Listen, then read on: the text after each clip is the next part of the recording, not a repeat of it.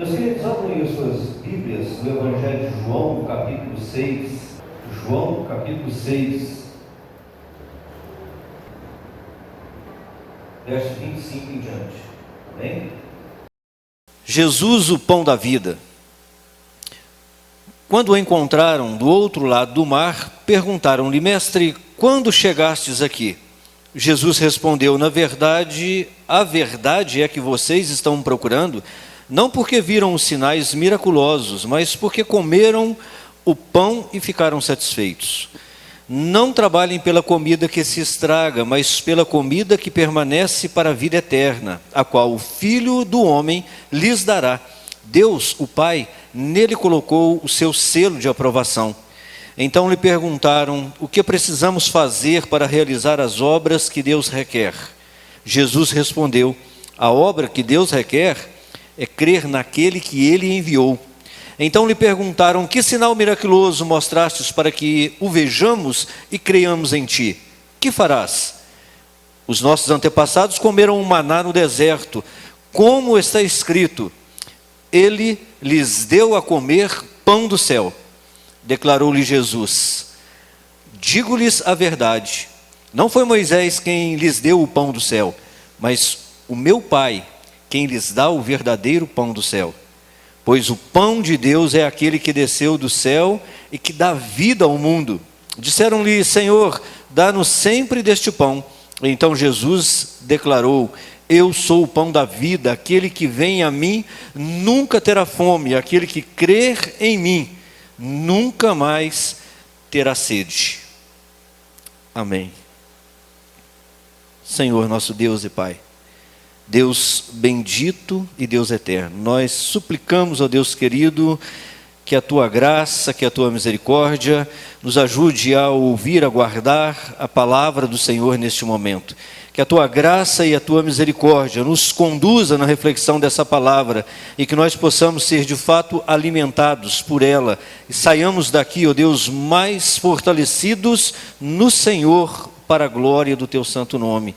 É o que nós te pedimos em nome de Jesus. Amém. Amém. Meus irmãos, esse texto narra o dia seguinte da multiplicação dos pães.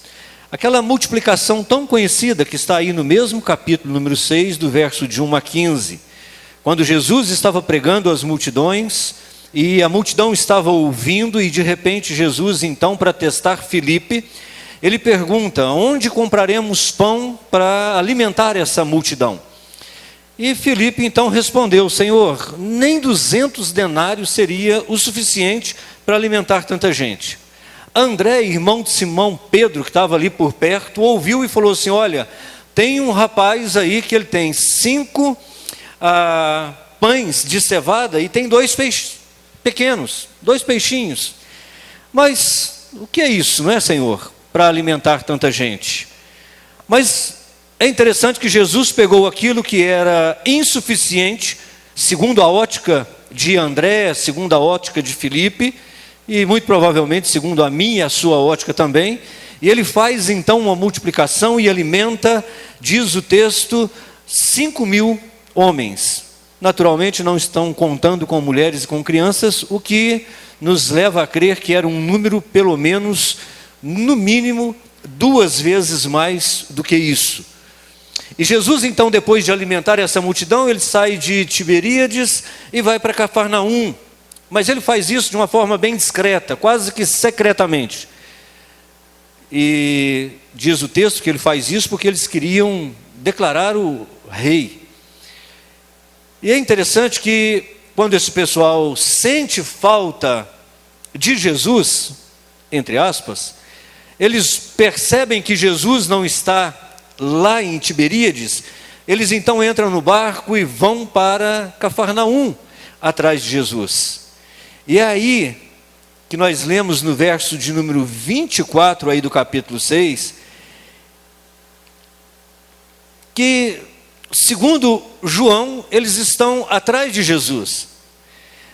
Mas, surpreendentemente, no verso 26, Jesus disse a eles: olha, na verdade vocês não estão me procurando, vocês não vieram atrás de mim, porque vocês viram os sinais miraculosos e então creram quem de fato eu sou. Na verdade, vocês estão atrás de mim porque vocês comeram do pão e ficaram satisfeitos. E aqui nós estamos diante de um grupo de pessoas que pensa com o estômago. Esse grupo de pessoas que pensa com o estômago, que está atrás de Jesus por causa de comida e não por causa de Jesus, esse grupo de pessoas que é muito parecido com o grupo de pessoas que nós vemos hoje em todos os lugares, principalmente dentro das igrejas, é repreendido por Jesus. E nós não podemos esquecer do contexto em que nós acabamos de ler, que Jesus faz então uma multiplicação de pães, e essa multiplicação de pães é um milagre, óbvio que é um milagre, mas esse milagre tem a intenção de ser um sinal para os incrédulos, apontando para Jesus, para a messianidade, para a divindade de Jesus, para aquele que tem todo o poder na terra. E eles ainda assim não compreenderam. Eles ainda assim olharam apenas para o benefício do milagre, para o benefício de ter Jesus por perto. Porque se Jesus está por perto, para essa turma que só pensa com o estômago, é um grande negócio, é uma grande vantagem. Mas no mesmo verso 26, ele diz: não trabalhem pela comida que se estraga, mas pela comida que permanece para a vida eterna, a qual do Filho do Homem lhes dará. Não trabalhem pelo pão que perece, não trabalhem por aquilo que é efêmero, por aquilo que é passageiro, por aquilo que é terreno. O que Jesus está dizendo é: vocês estão com o foco errado, vocês estão me procurando, me buscando pela motivação errada.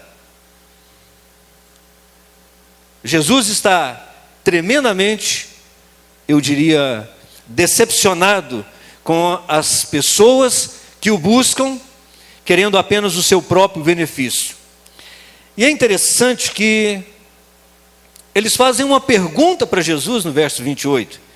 A pergunta é surpreendente, porque é como se ele dissesse assim: tá bom, a gente entendeu. Ensina para a gente então, como é que se faz para realizar as obras que Deus requer? E Jesus responde no verso 29, a obra de Deus é crer naquele que Ele enviou. A obra que Deus está fazendo é tornando o ser humano crente em Jesus, fazendo com que o ser humano creia que Jesus Cristo é o enviado de Deus, é o Messias de Deus, que Jesus é o Salvador do mundo. Mas eles não satisfeitos, eles então provocam Jesus, eles tentam mexer com Jesus e eles dizem para Jesus assim: nos dê um sinal, prova para a gente, algo como Moisés, porque multiplicar 5 pães e 2 peixes e alimentar uma multidão, a gente não ficou satisfeito com isso, porque os nossos pais viram coisa muito maior. Os nossos pais viram pão cair do céu no deserto, e Moisés que fez isso. Uma pergunta bastante provocativa. Jesus disse então no verso 35, eu sou o pão da vida, aquele que crê em mim nunca terá fome, aquele que crê em mim nunca terá sede. E ele diz mais, ele diz: não foi Moisés que deu a vocês o pão no deserto, foi o meu Pai que fez com que o pão caísse dos céus, ou descesse dos céus. Foi o meu Pai que providenciou tudo isso. Meus queridos, é interessante que eu uso a linguagem decepcionados, mas é claro que Jesus não estava decepcionado, decepcionado ficamos nós. Jesus estava profundamente triste com a limitação daqueles discípulos que não compreenderam a razão, o motivo da vinda de Jesus, não compreenderam a razão, o motivo da multiplicação dos pães, não entenderam nada a respeito de Jesus. Jesus conhecia muito bem a intenção do coração deles. O que os motivava não era a presença de Jesus, não era a pessoa de Jesus e muito menos a pregação de Jesus. O que os motivavam a buscar Jesus é que eles queriam mais pão, apenas mais pão. Agora, será que essa turma é muito diferente da turma de hoje? Olhando para dentro da igreja, olhando para fora da igreja, nós percebemos que os interesses humanos, eles são naturalmente mesquinhos, egoístas e pequenos demais. Pão, só pão. Aquilo que satisfaz a minha necessidade material, física, biológica. E a observação feita por Jesus àquela multidão é a mesma observação que pode ser feita nos dias de hoje. A história não muda, a história é a mesma. A maioria dos cristãos, ou pelo menos dos que se dizem cristãos, ainda não entenderam nada. Ainda pensam que Jesus, Deus, é o meio pelo qual nós conseguimos aquilo que nós queremos. Jesus, Deus, igreja, é o meio pelo qual nós conseguimos satisfazer os nossos desejos pessoais. Jesus é o meio pelo qual eu consigo aquilo que eu preciso, aquilo que eu quero, aquilo que eu anseio, aquilo que eu desejo, e eu não estou muito preocupado com quem Jesus é, ou com o que Jesus diz, ou muito menos com o que Jesus prega. E os princípios de Jesus pouco me importam, desde que Jesus permita-me barriga cheia. Desde que Jesus permita-me ser satisfeito nas minhas necessidades, aqui e agora. Não entenderam porque enquanto Jesus quer dar-se a si mesmo, eles querem aquilo que Jesus pode dar. De menos Jesus. E esse é um grande desafio, uma grande reflexão que esse texto traz para nós. Porque quando nós vemos isso na multidão dos que não creem, isso é normal, isso é compreensível. O grande problema é quando nós vemos isso dentro dos arraiais que nós consideramos cristãos. O interesse egoísta, pessoal, gente que não consegue olhar para além do seu próprio umbigo. Gente que não consegue olhar para além das suas satisfações pessoais. Gente que não consegue pensar no outro. Gente que não consegue pensar num todo. Gente que está sempre com os seus olhos, com a sua atenção voltada somente para si mesmo. E nunca para aquilo que Jesus está falando, para aquilo que Jesus está ensinando. Esse é um grande desafio, meus queridos. O desafio da prioridade correta, da motivação certa. Prioridade às coisas espirituais e não às materiais. A maioria de nós vive numa corrida desenfreada. E essa corrida desenfreada não é atrás da comida que não perece, é atrás da comida que perece. Essa corrida desenfreada em que nós nos damos e nos desgastamos e gastamos toda a nossa vida, todas as nossas forças, todo o nosso esforço, todo o nosso investimento, é para aquilo que perece, para aquilo que é material. Nós nos esquecemos das orientações de Jesus. Nós esquecemos de Mateus 6,33, em que ele disse: busque em primeiro lugar o reino de Deus e a sua justiça, e as demais coisas lhe serão acrescentadas. Nós não temos que nos preocupar com aquilo que é básico, com aquilo que é essencial, com aquilo que é natural, porque o Pai provê aquilo que é necessário. Se nós buscarmos o que é espiritual, o que é natural é uma consequência natural da nossa relação com o Pai. E olha, meus queridos, até aqueles que não têm relação com o Pai têm sido supridos nas suas necessidades básicas, materiais, porque a chuva cai sobre o justo e sobre o injusto. Deus tem alimentado a todos.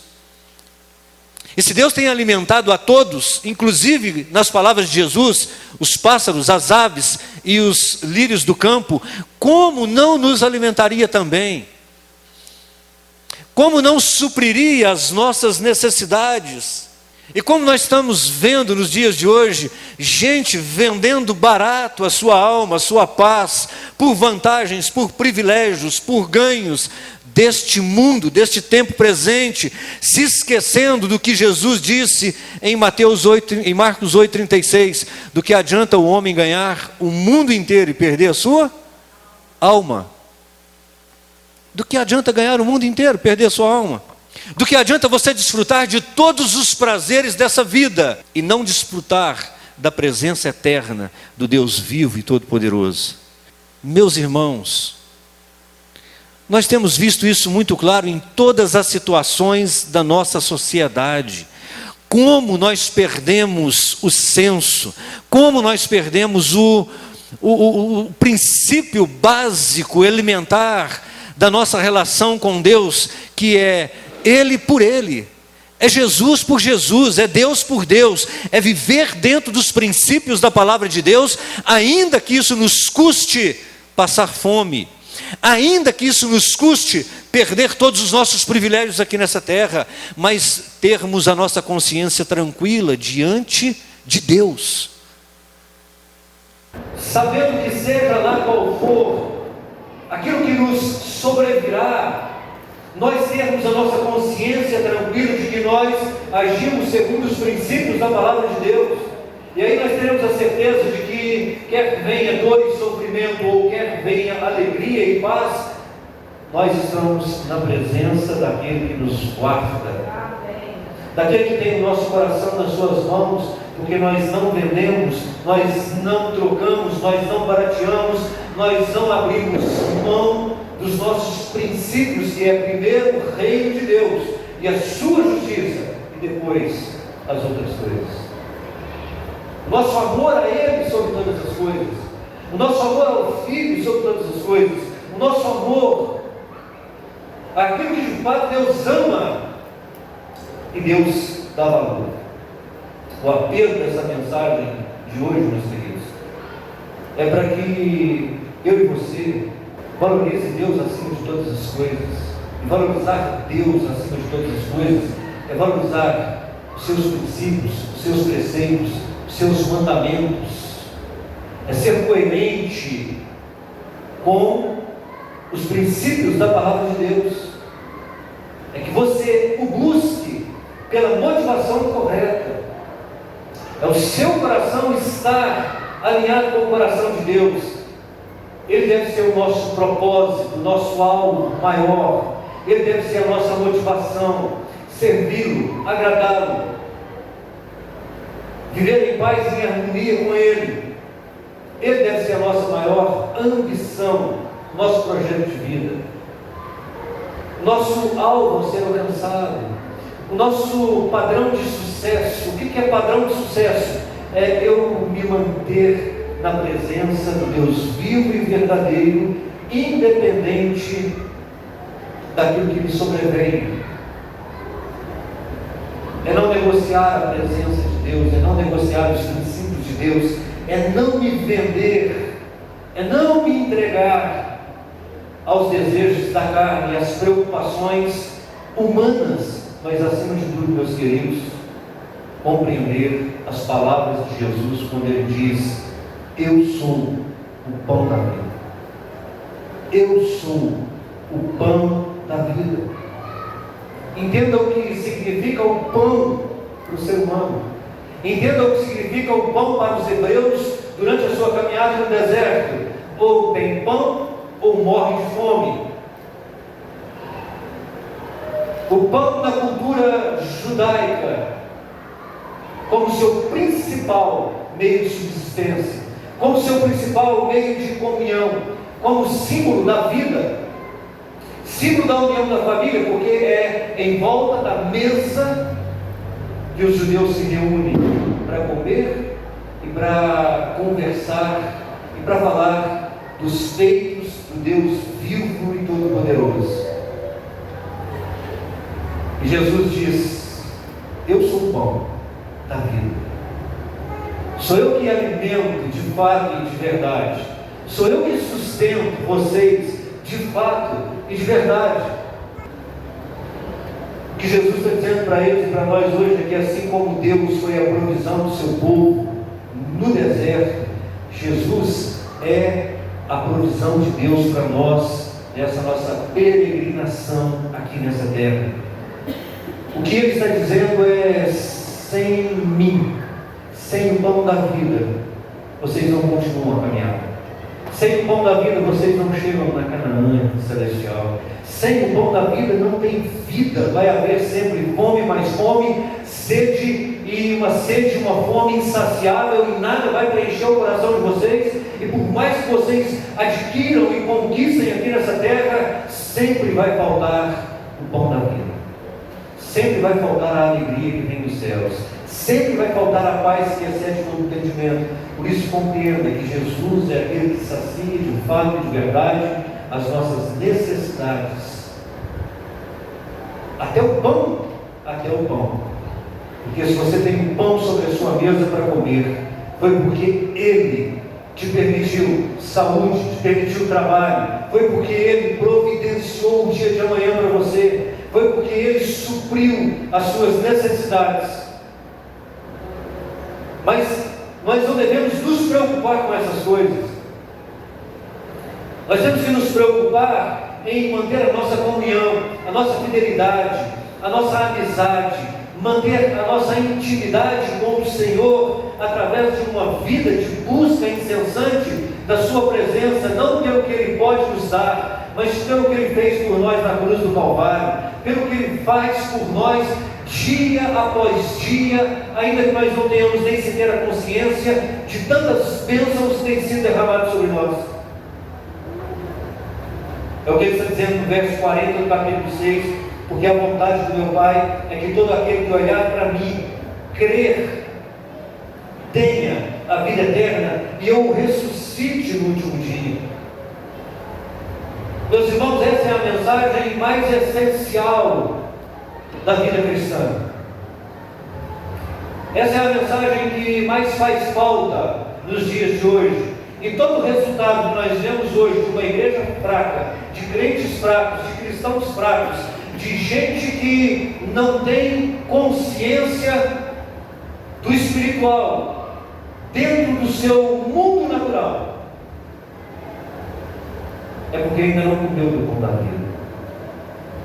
Está no meio da multidão, atrás de pão que perece, mas ainda de fato e de verdade não comeu do pão da vida, não bebeu da água da vida. Estão constantemente fracos, como quem não come há dias. Estão constantemente se arrastando na vida espiritual. Estão constantemente faltando vivacidade, vibração com as coisas de Deus, com as coisas espirituais. Nunca são resposta de oração para quem precisa, porque não se alimentam de fato e de verdade do pão da vida. São miseráveis, famintos, mendigos espirituais. 1 Coríntios capítulo 15, verso 19, o apóstolo Paulo diz que se nós esperarmos em Cristo só para essa vida, somos os mais miseráveis de todos os homens.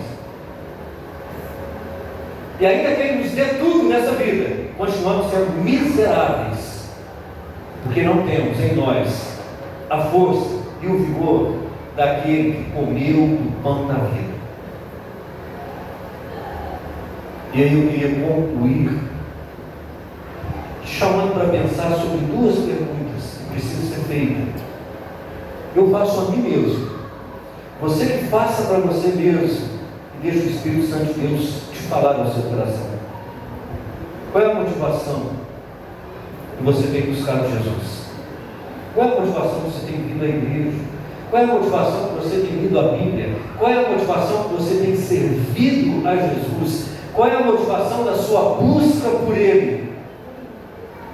Ah, pastor, isso é importante? É importante. Tanto é importante que Jesus repreende aqueles que o buscam com motivações erradas, equivocadas, simplesmente, meramente humanas, carnais, egoístas. Então é importante sim, porque é importante para Jesus. E qual é a motivação que nós temos buscado Jesus? É para que nós nos tornemos mais parecidos com Ele? É para comer o pão que alimenta para a vida eterna?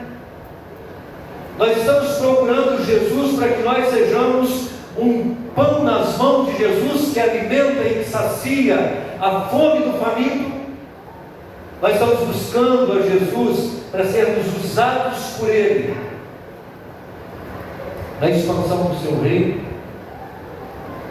porque Ele mesmo disse: o meu reino não é deste mundo. O meu reino não é deste mundo. E se Jesus disse que o reino dele não é deste mundo, por que nós cristãos queremos governar neste mundo? Por que nós queremos ser reis? Reis onde trabalhamos, reis onde estudamos, reis na nossa família, no nosso relacionamento conjugal, reis dentro da igreja, dentro do reino de Deus, enquanto Ele disse que o maior no reino de Deus são os menores, são os servos, são os mais súditos, são os que mais se submetem à sua autoridade e ao seu senhorio. Qual é a motivação? Nós temos buscado a Jesus. Segunda pergunta para você pensar, para mim pensar, do que é que nós temos alimentado a nossa alma. Meus irmãos, do que é que nós temos alimentado a nossa alma? Se nós olharmos para a situação da igreja no Brasil, eu diria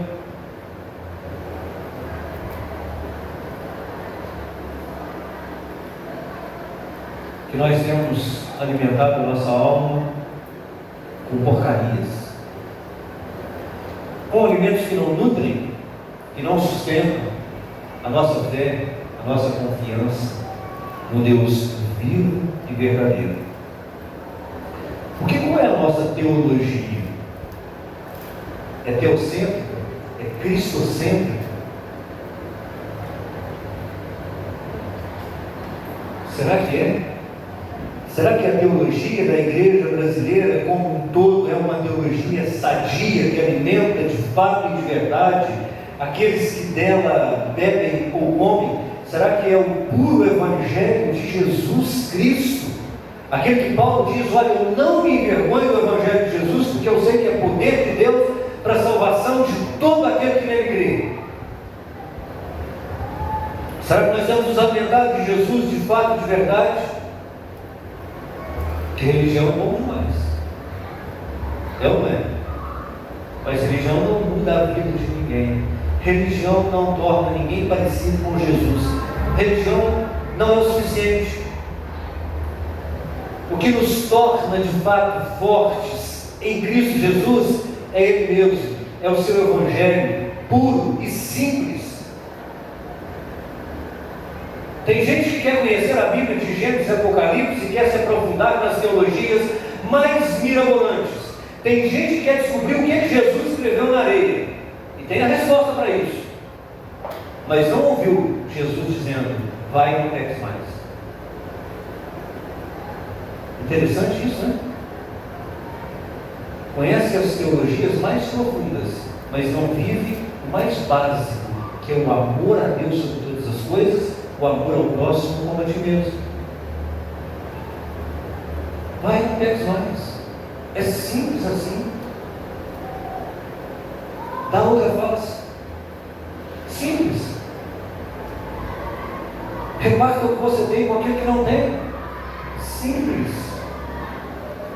Se te maltratarem, se injuriarem contra você por causa do meu nome, fique feliz e alegre, porque grande é o galardão do reino dos céus. Nunca, meus queridos, nunca as promessas espirituais foram suficientes para as multidões. Nunca Jesus foi suficiente para as multidões. Nunca os princípios do reino de Deus foram suficientes para as multidões. E nunca será. Por isso Jesus disse que o caminho é estreito, poucos entrarão por ele,